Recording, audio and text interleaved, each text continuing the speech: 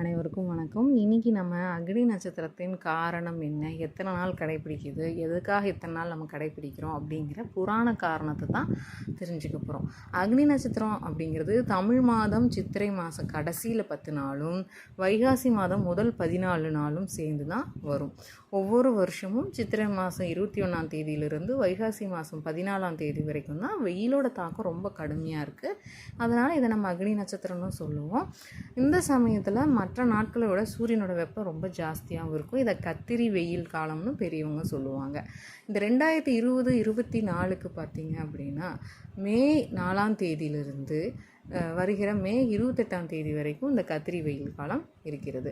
இந்த அக்னி நட்சத்திரம் அப்படிங்கிறது 25 நாள் ஏன் நம்ம பார்க்குறோம் அப்படிங்கிறத பார்க்க போகிறோம். ஒரு சமயத்தில் சுதேசி அப்படிங்கிற மன்னனுக்காக துர்வாச முனிவர் என்ன பண்ணுறாருன்னா 100 ஆண்டுகள் தொடர்ந்து ஒரு யாகம் நடத்துகிறார். அந்த 100 அதாவது ஒரு நாள் நம்ம ஒரு யாகம் நடத்தினாவே எப்படி வெப்பமாக இருக்கும். அவர் 100 ஆண்டுகள் தொடர்ந்து அவர் ஒரு யாகத்தை துர்வாச முனிவர் நடத்திக்கிட்டே இருக்கும்போது அக்னி பகவான் அதிக நெய் சாப்பிட்டு மந்த நோயால் அவதிப்படுறார். அக்னி பகவான் தான் வருவார் அந்த யாகத்தில். அதில் அந்த யாகம் நடத்தும்போது நெய் விட்டுக்கிட்டே இருப்பாங்க. 100 ஆண்டுகள் தொடர்ந்து யாகம் நடத்தினா அப்போ அந்த நெய்யெல்லாம் உட்கொண்டதுனால அக்னி பகவானுக்கு மந்த நோய் வந்தது. அதில் ரொம்ப அவதிப்படுறார். அதனால் மந்த நோய் தீர்வதற்காக யமுனை ஆற்றங்கரைக்கு அருகில் இருக்கிற இந்திரனோட கட்டுப்பாட்டில் இருக்கிற மூலிகை செடிகள் அதிகமாக காணப்படுற அந்த காண்டவ வனத்துக்கு போகிறார். அங்கிருந்த மூலிகைகளெல்லாம் அக்னி பகவான் என்ன பண்ணுறார், எரிக்கிறதுக்கு முயற்சி செய்கிறார். ஆனால் இந்திரன் மலையை பெய்வித்து அக்னி பகவானோட முயற்சியை தடுத்துடுறார்.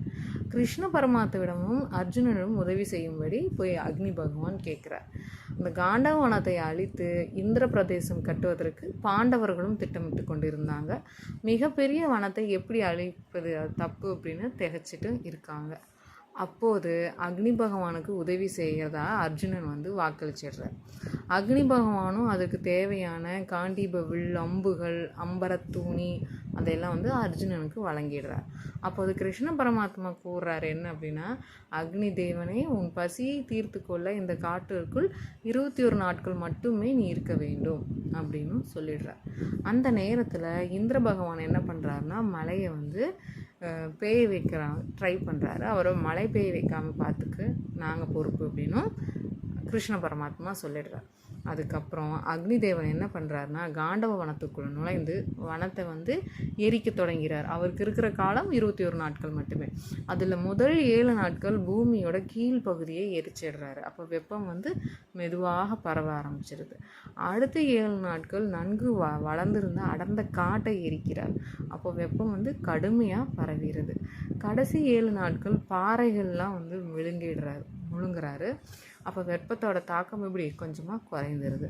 இவ்வாறு நம்ம அக்னி பகவான் காண்டவனத்தையே 21 நாட்களில் விழுங்கிடுறாரு. அதுதான் அந்த அக்னி நட்சத்திரத்திற்கான 21 நாட்கள். ஆனால் காலப்போக்கில் என்ன ஆகுது, கூடுதலாக அந்த நாட்கள் தொடங்குறதுக்கு முன்னாடி 2 நாளும் அந்த நாட்கள் முடிந்து பின்னாடி 2 நாட்களும் சேர்த்து மொத்தம் 25 நாட்களாக ஆயிடுச்சு அப்படின்னு சொல்லி புராண காரணங்களில் நம்ம பார்க்க முடியுது. இந்த பதிவு மூலமாக நம்ம ஏன் அக்னி நட்சத்திரம், கத்திரி வெயில்னு சொல்லி குறிப்பிட்ட இந்த நாட்களை மட்டும் நம்ம சொல்கிறோம் அப்படிங்கிறத புரிஞ்சிருப்போம்னு நினைக்கிறேன். நன்றி, வணக்கம்.